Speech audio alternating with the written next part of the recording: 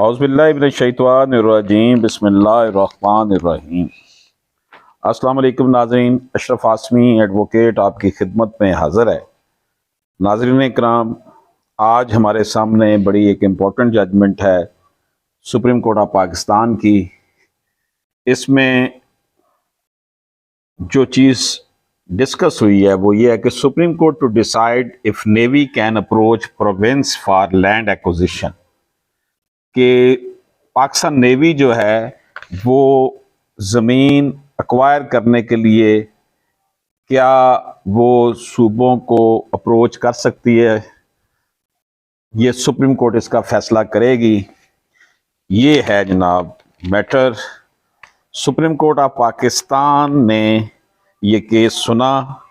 इस केस को जो है वो इसमें ज़मीन एक्वायरिंग की बात हुई थी कि ज़मीन एक्वायर की गई है, जिसमें डायरेक्ट पाकिस्तान नेवी ने अप्रोच किया है board of revenue Balochistan province को। The supreme court has accepted for hearing an appeal to consider whether the Pakistan navy can directly approach the provincial authorities for the allotment of over 10,000 acres of land in his favour. इनके supreme court ने यह दरख्वास्त सुनने के लिए कबूल कर लिए कि हम इसको सुनते हैं कि जनाब Pakistan navy directly provincial authorities को अप्रोच कर सकती है 10,000 एकड़ लैंड लेने के लिए। When the appeal will finally be taken up for hearing, the apex court will also consider whether such land can be allotted in favor of a branch of the armed forces, disregarding Article 173 read with Article 245 1 of the constitution.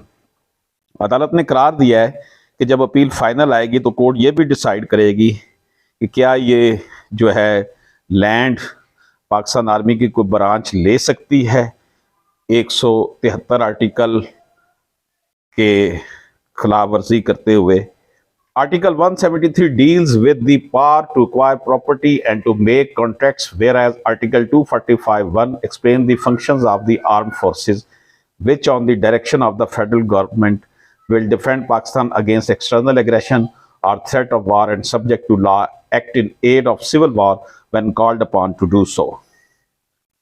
तो article 173 जो है वो deal करता है कि property जो है वो अक्वायर कर ली जाए रियासत के मामलात के लिए, हुकूमती मामलात के लिए। और जो आर्टिकल 245(1) है वो डील करता है आर्म फोर्सेस के फंक्शंस के हवाले से कि वो जो फेडरल गवर्नमेंट की जो डायरेक्शंस हैं उस पर जो आर्म फोर्सेस जो हैं पाकिस्तान को डिफेंड करने के लिए और इसे किसी भी किस्म के एग्रेशन से बचाने के लिए वो करती हैं। नाज़रीन इकराम, while granting leave to appeal justice Athar Minallah director the Balochistan government to ensure that no land was allotted in violation of article 173, also restraining the provincial government from acting prejudicial to the rights of citizens who have not been compensated nor have their properties been subject to acquired acquisition proceeding। Appeal की इजाज़त देते हुए justice Athar Minallah ने Balochistan government को कहा कि वो ये इंश्योर करे कि 173 आइन के आर्टिकल 173 की वायलेशन के तहत किसी को कोई खिलाफ वर्जी करने की इजाज़त नहीं दी जाएगी और ज़मीन जो ली जाएगी उसकी कंपनसेशन के बगैर नहीं ली जाएगी।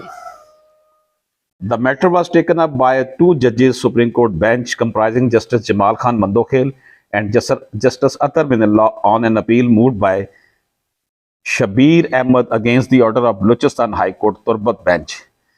ये 2 रुकनी बेंच ने इस केस को सुना, जिसमें जमाल खान मंदोखेल इसे चेयर कर रहे थे और साथ उनके जस्टिस अतर मिनल्लाह थे। नाज़रीन इकराम, हाई कोर्ट ने इनकी अपील को रिजेक्ट कर दिया था शबीर अहमद को। While granting leave to appeal justice Minallah director the Balochistan government के जनाब आप इंश्योर करेंगे किसी को कोई खिलाफ वर्जी कानून की ना करे।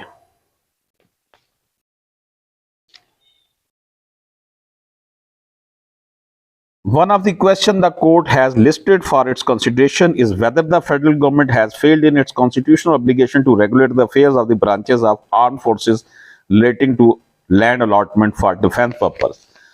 इसमें एक ये भी question supreme court of Pakistan ने उठाया कि क्या फेडरल गवर्नमेंट नाकाम हो गई है ये बात देखने के लिए कि उसकी जो उसकी जिम्मेदारियां हैं आर्म फोर्सेस की ब्रांचेस के मामलात को निपटाने के लिए जो उसकी जिम्मेदारियां उसमें वो नाकाम हो गया क्या, ये भी देखा जाएगा।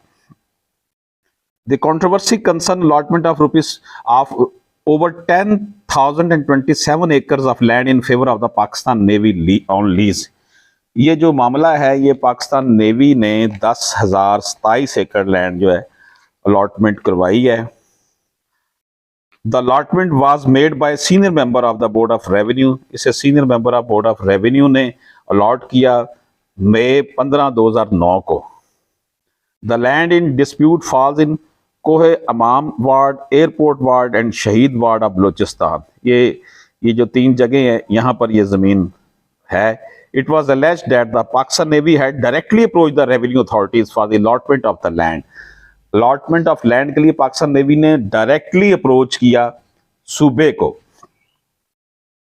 हालांकि आर्म फोर्सेस की ऑब्लिगेशंस जो हैं, उनकी जिम्मेदारियां जो हैं, उनके मामलात को देखने के लिए जो आर्टिकल 245(1) कहता है कि वो फेडरल गवर्नमेंट देखेगी।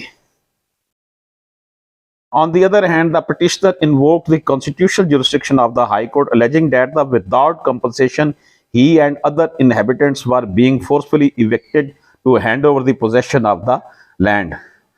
तो जो अपील कुनिंदा है उसने कहा उसे और दूसरे जो रिहायशी थे उनको बगैर पैसे दिए जो है वो जमीन से बेदखल किया गया। In its judgment, the Balochistan High Court noted that the settlement authorities affirmed that 4,286 एकड़ were in the possession of the private citizen who had not been compensated। ये जो टोटल 10,027 एकड़ है इसमें से 4,286 जो एकड़ जमीन है ये प्राइवेट लोगों की थी, शहरियों की थी, गवर्नमेंट की नहीं थी। इनको कोई पैसा भी नहीं दिया गया। However, the High Court refuses to exercise its jurisdiction। लेकिन हाई कोर्ट ने इस मामले में अपने इख्तियारात इस्तेमाल करने से रिफ्यूज कर दिया। तो ये मामला अब कहाँ आ गया है? मामला आ गया है सुप्रीम कोर्ट ऑफ पाकिस्तान में। The tehsildar settlement circle the Turbat also furnish a report confirming transfer of 242 acres in mauza Shaheed ward and 500 acres in mauza airport ward at district Kech owned by the provincial government in favor of the Pakistan Navy, and while the final attestation of the Ko-Imam ward was still awaited। Turbat के जो तहसीलदार साहब हैं settlement circle के, उन्होंने कहा कि 242 एकड़ जो है मौजा शहीद वार्ड में और 500 एकड़ मौजा एयरपोर्ट वार्ड में ये प्रोविंशियल गवर्नमेंट की ज़मीन थी जो पाकिस्तान नेवी को ट्रांसफ़र की गई है। The apex court noted that it appeared from the record that the remaining area had not been settled yet